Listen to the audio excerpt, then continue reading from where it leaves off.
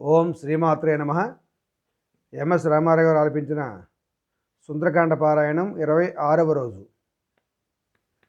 శ్రీ హనుమాను గురుదేవులు నాయద పలికిన సీతారామ కథ, నే పలికెద సీతారామ కథ.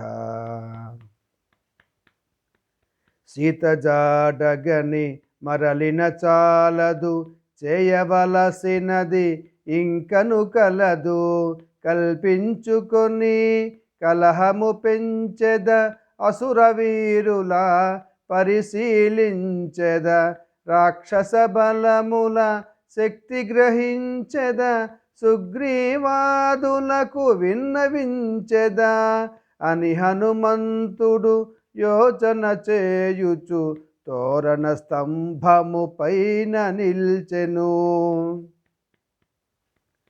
పద్మాకరముల పాడొనరించి జలాశయముల గట్టులు త్రెంచి, ఫలవృక్షముల నేలను కూల్చి, ఉద్యానముల రూపులు మాపి, ప్రాకారముల బద్దలు చేసి, ద్వారబంధముల ధ్వంసము చేసి, సుందరమైన అశోకవనమును చిందరబందర చేసే మారుతి.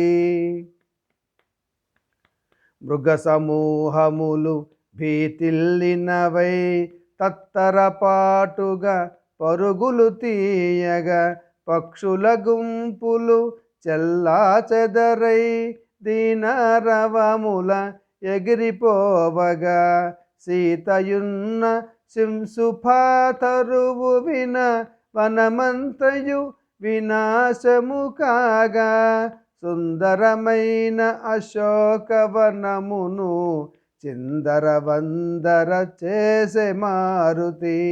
శ్రీ హనుమాను గురుదేవులు నాయద పలికిన సీతారామ కథ, నే పలికెద సీతారామ కథ. జై శ్రీరామ్.